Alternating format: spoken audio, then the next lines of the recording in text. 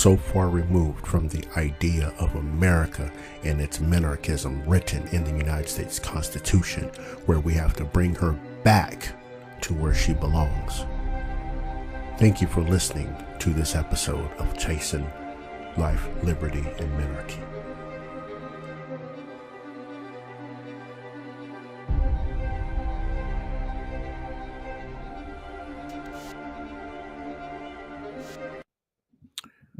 Minarchist, capitalist, whatever S you want to identify today.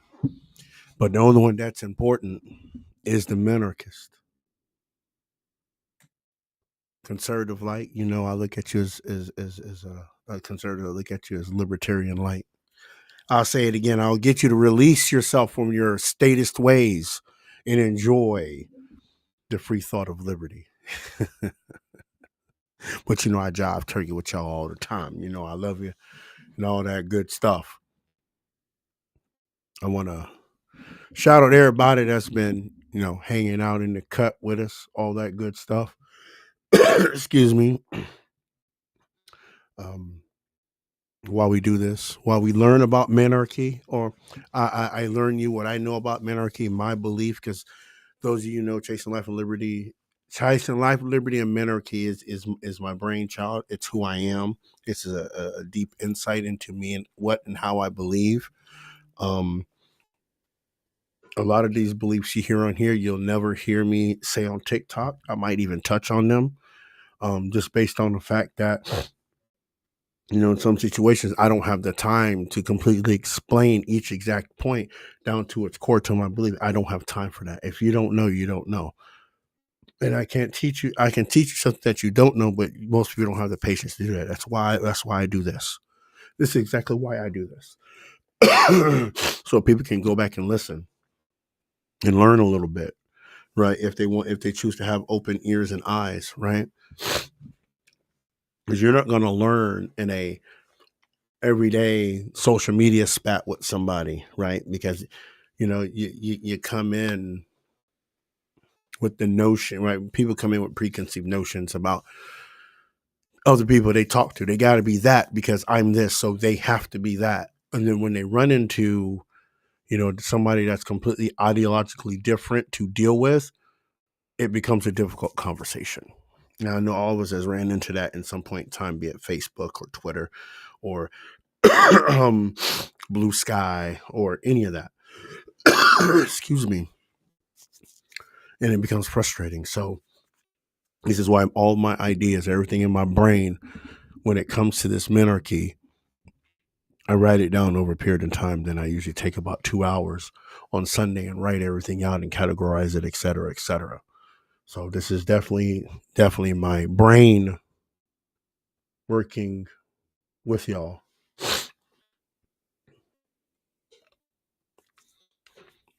But that being said, I welcome and I thank all of you for being here.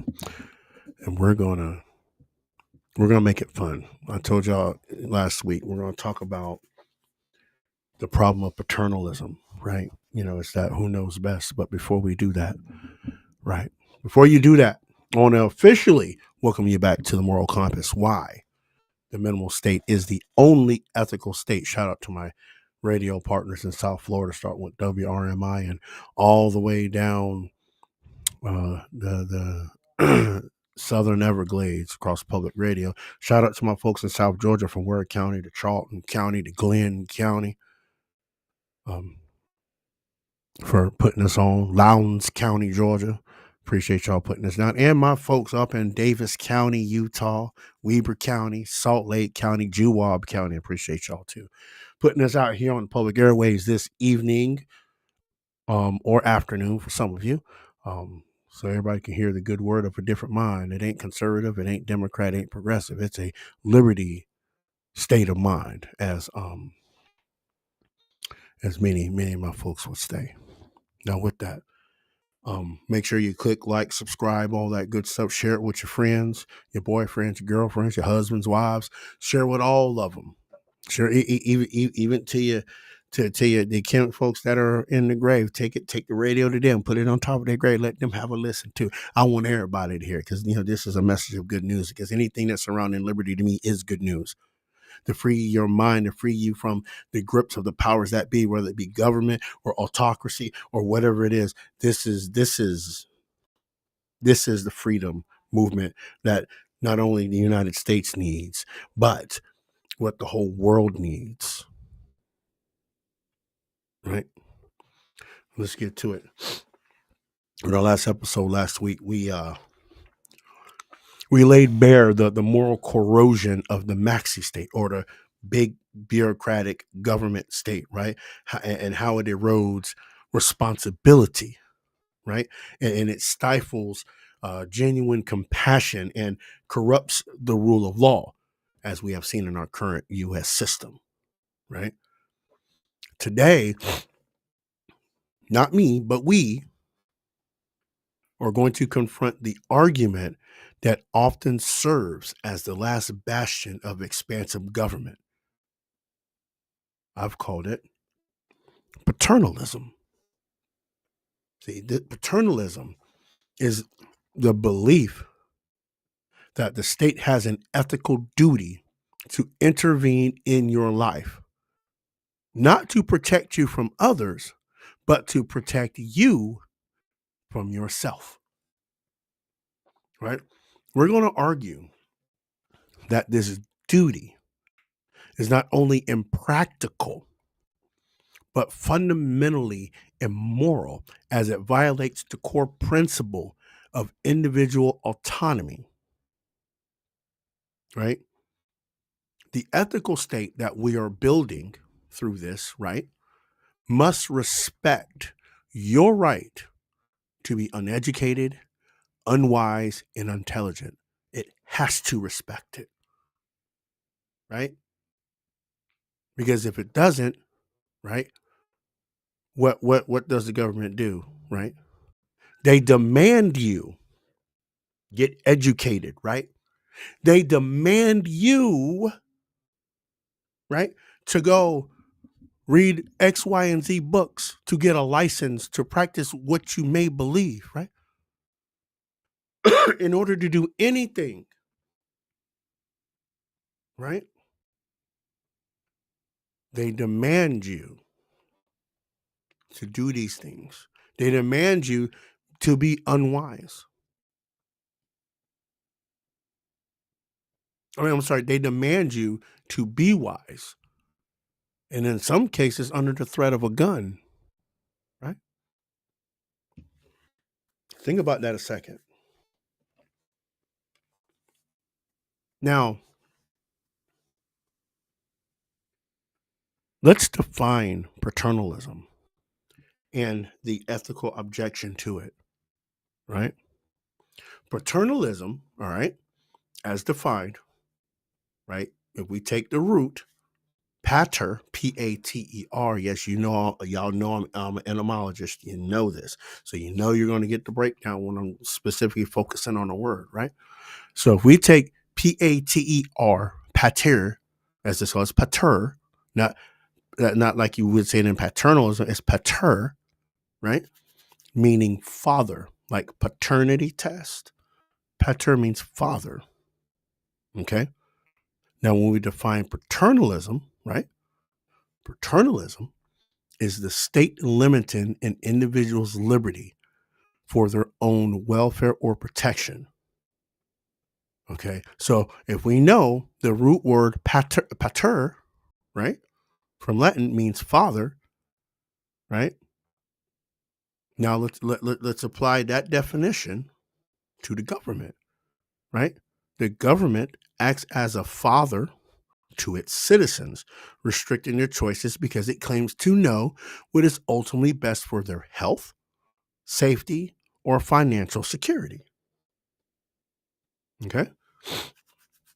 Anybody with a liberty mindset would automatically have an ethical objection to it, right? Because it boils down to autonomy and dignity in this regard, right?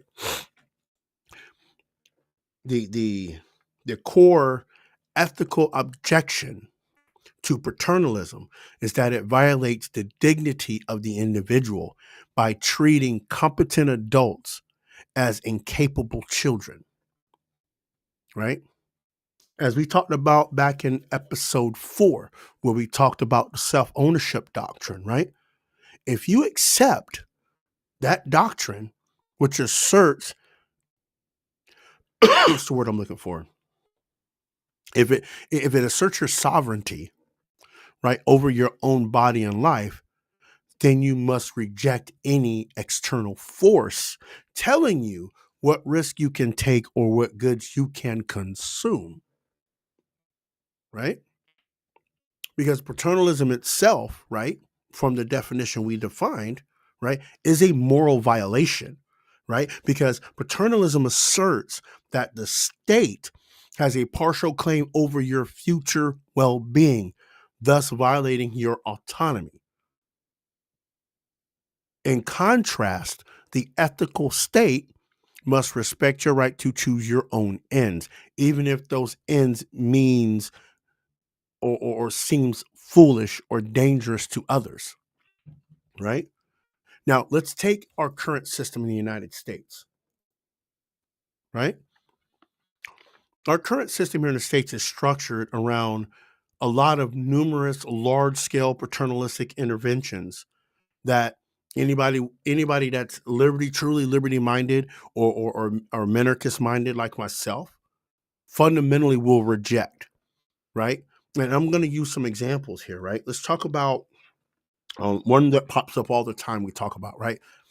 I'm going to call it this example, financial paternalism, okay? Yeah, we look at programs like Social Security, right, which compels you to save for your retirement via payroll taxes, right, or mandatory minimum car insurance to assert that the government knows better how to manage your financial risk than you do, right? We've heard that before, right? But just to remember, in an ethical minarchist state, in this example, right, reject the moral authority of compulsion of mandatory savings, right? Your decision to invest your labor income or not is a matter of individual autonomy and personal risk assessment. The second one I'm going to use is another one that we talk about before, but I'm going to call it safety paternalism.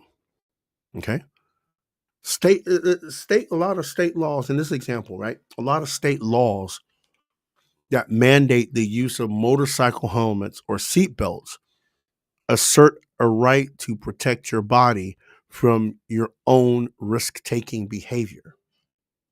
Okay, I want you to think about it. You buy something, and they compel you to buy something else to protect yourself for investing in a risk, right? A car, right? You can get killed in a car any day of the week. But the state says, I don't think you know how to mitigate your risk. So we're going to help you with the cross your heart seatbelt, right? Not the lap belt, but the cross your heart seatbelt, right? Same thing, motorcycle helmet, right? If you want to ride down the road motorcycle helmet with no helmet, that's on you. That's the risk you're taking, right? Why should the government intervene and say, no, no, no, no, no? You got to wear a helmet to operate that vehicle, that motorcycle, right? Remember, in a ethical minarchist state, right? Let's make that switch, right? It would never initiate any force, right? Because remember, if the state it's a state law that mandates you to wear seatbelts and helmets, that's force, right? Under the color of law, they force you to do things, right? The minimalist state will not ever initiate any force to compel any competent adult to mitigate personal risk, right? Force is reserved. I want to make this clear. Force is reserved only for preventing aggression against others, right? Not for self-protection. Excuse me. Let's go into another realm of this paternalism, right? And I want to bring up some true real world examples of moral overreach, right? Because let's make no mistake, right? The American government, from the federal to the state to the local, employs paternalism in nearly every facet of life, using coercive force to manage risks that don't involve aggression against others, right? Where do I start? Where do I start here? How about health and safety? That's a big one, right? Healthcare, blah blah blah blah blah, right? We whatever, right? We've talked about helmets and seatbelts, right? We've talked about that, right? We even to the point, right? The biggest one, right? The ACA, right? The ACA. I want to use the ACA in both of my examples that I'm thinking about in my head, right? Because the ACA, excuse me, y'all, the ACA is an example of paternalism when it comes to health and safety and financial decisions, right? So I'm going to use the ACA for the rest of this show in these examples, right?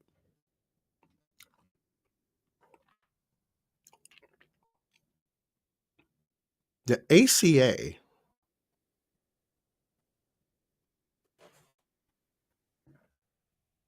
where do I start? I know I chose the big one here.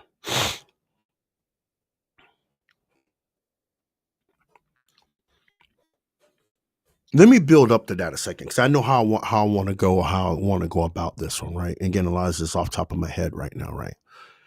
Um, let's take consumption regulation, right? Because we have some laws, right, and regulations. Those are on SNAP benefits. I hope you're listening because this one's coming right down your alley now that just popped up in my head, right? You know, there are some regulations on SNAP and especially WIC that bans you from getting large sugary drinks. That's a sign of paternalism, right? Government knows best, right? And I know some people will disagree on the other hand, but that's the point I'm making is it's still paternalistic, right? Y'all scream, "Oh, we should be able to do what do you want to do?" Maybe you don't, but that's another story for another day, right? Because you should not be dependent on the daddy government, right?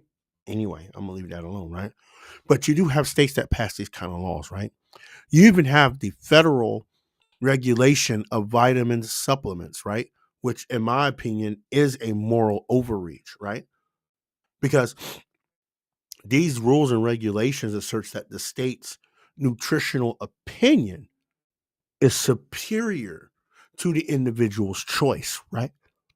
If you want to go out and get, you know, that new mega omega 10 fish oil pill that's the size of your car and you want to swallow one of them a week, you should be able to go buy one of them motherfuckers and go swallow one of them, right?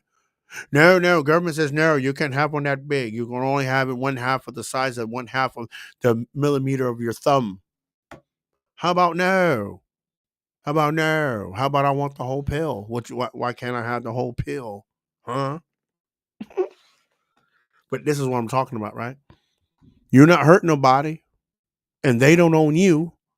And if you own your body, self ownership doctrine, you should be able to destroy it any way you see fit. Who cares? Just don't come destroy my shit.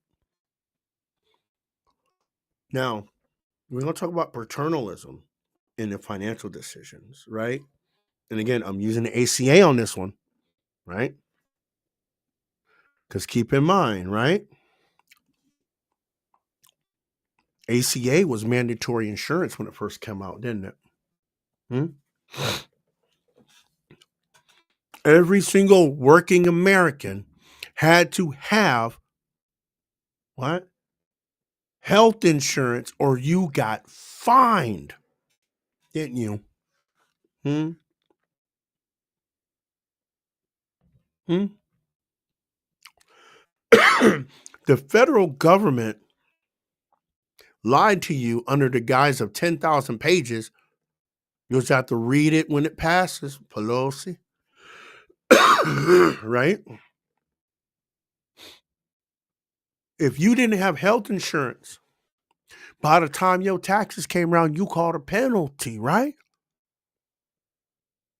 The government, the individual mandate, coerced people under the threat of force, right, to buy a specific health insurance, right? Now, we're going to talk about why they try to aim to stabilize the market, right, for health insurance, right? It still failed the self-ownership test by forcing individuals to allocate their lawfully acquired property, and y'all know what property I'm talking about, that's money, right, towards a service they might not want or might prefer to fund via an alternative like an HSA or health sharing ministry, right?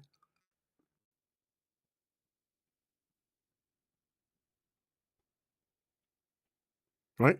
It's the same thing, right? We talk about Social Security, we bring that up. It's the same principle, right?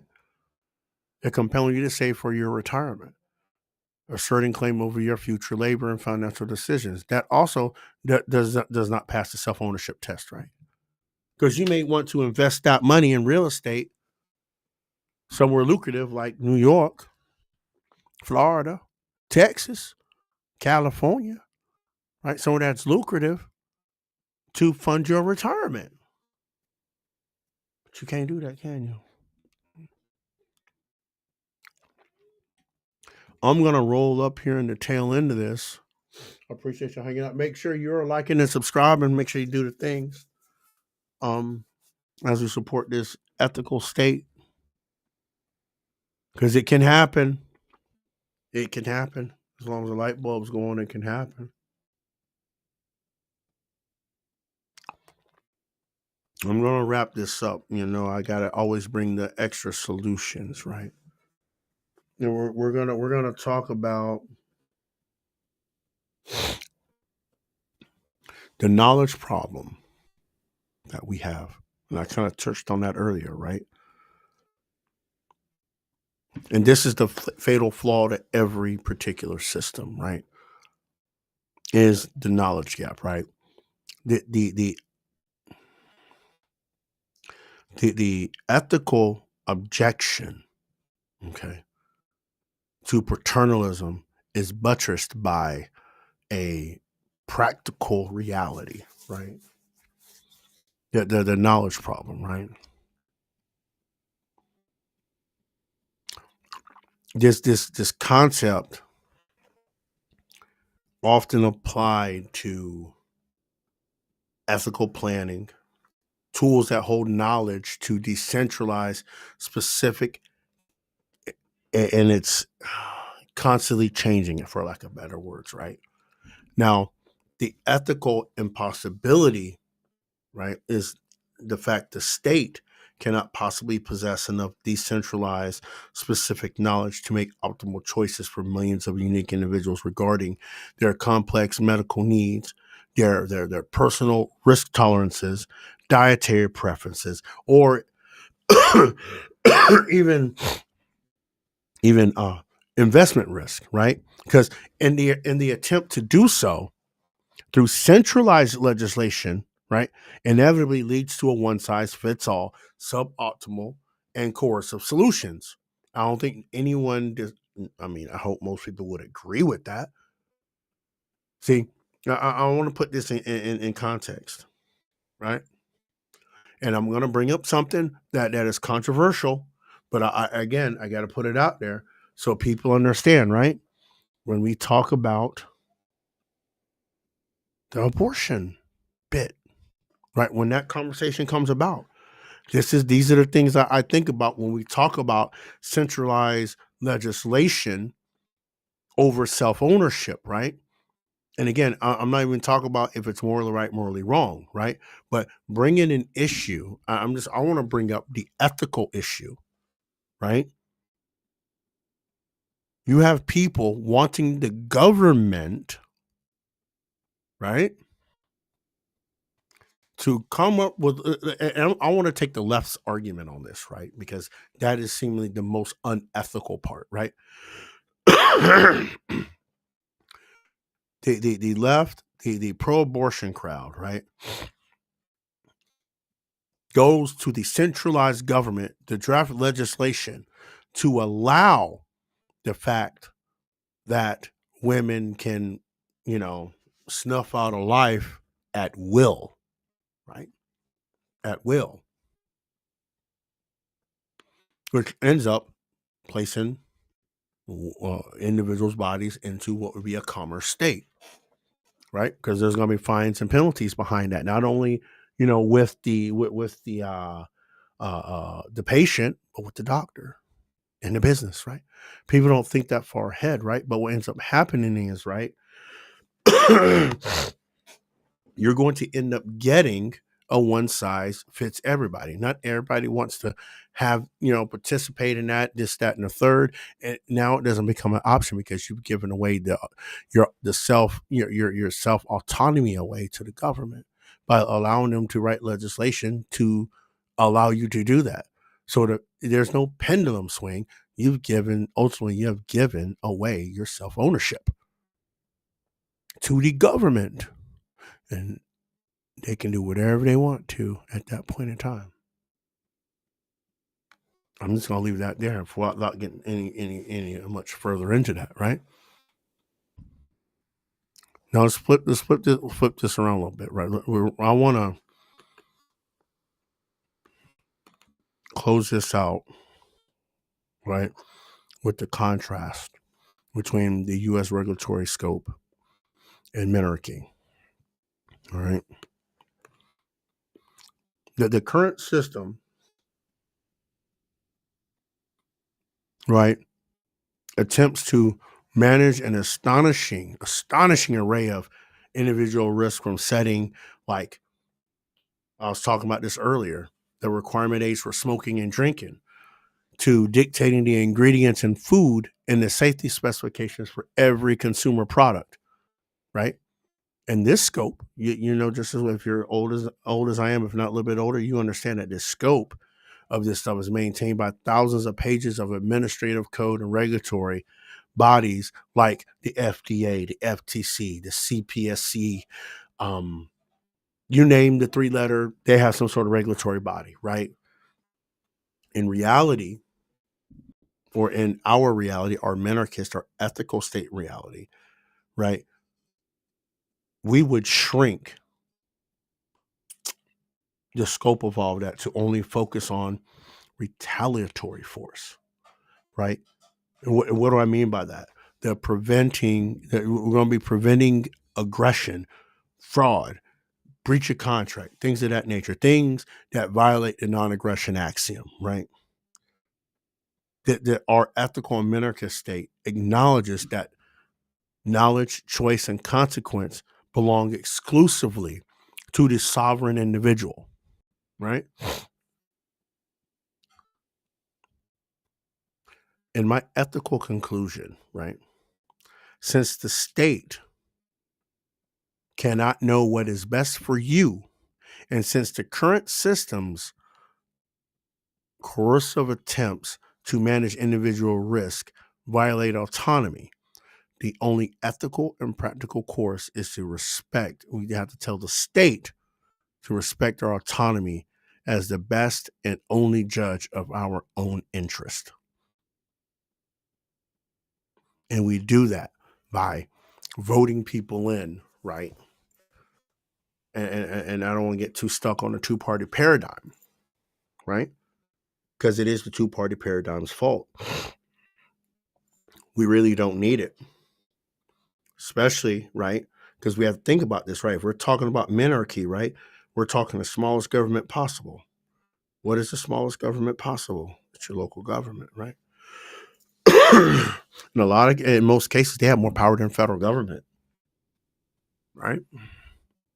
That's where we should be. That's where we should be. In closing, the minimal state is the only ethical, permissible government because it recognizes and respects these twin limits: moral constraint and practical constraint. It stands as a night watchman enforcing a non-aggression axiom so that every single person may exercise full ownership over their body, mind, and life, free from the moral corrosion of paternalistic power. I want to stop there a second, right? I'm going to take a sip of water.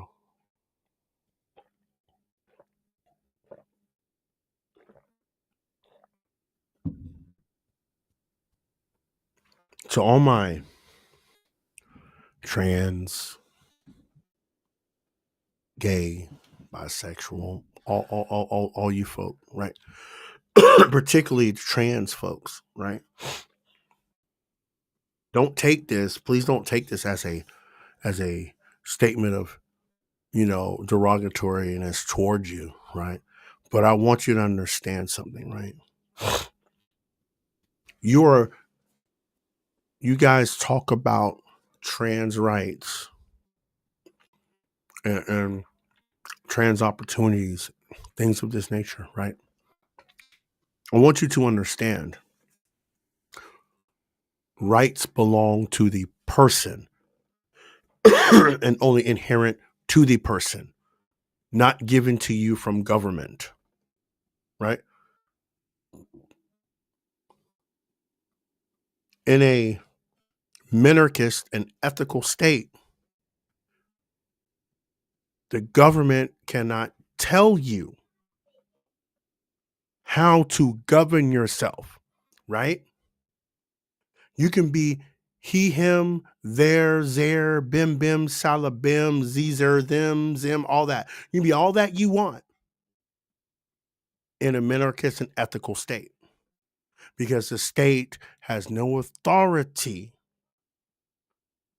to tell you to use these terms, right? But the current system we have, right, has decided not to recognize you. So you go to the system that has decided not to recognize you and ask you to make everyone recognize you, hence infringing on other people's self-ownership, right? Because remember, when they impose on other people's self-ownership, they're also infringing upon yours. They are infringing upon yours.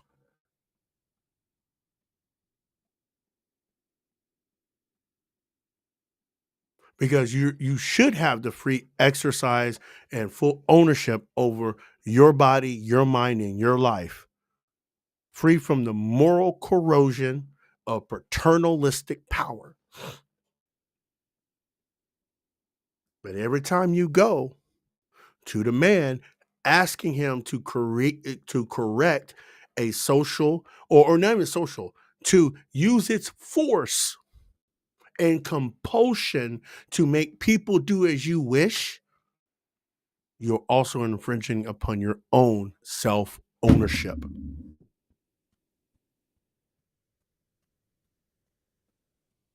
And I want y'all to keep that in mind.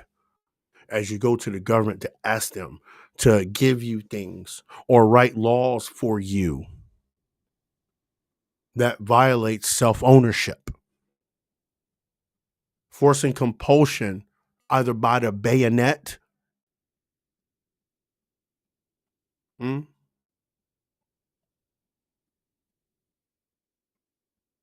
or by legislation.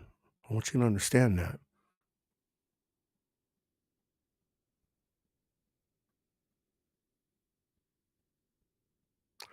With that, I appreciate y'all for hanging with me this evening.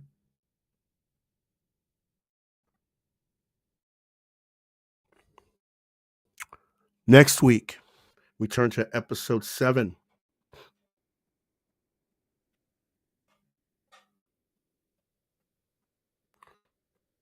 I've decided to call it the social contract myth, consent or legitimacy. In that episode, I am going to critique the philosophical basis often used to justify the state's existence and demand explicit consent for state authority. Until then, remember, self-sovereignty is the right from which all other liberties flow. I'll say that again.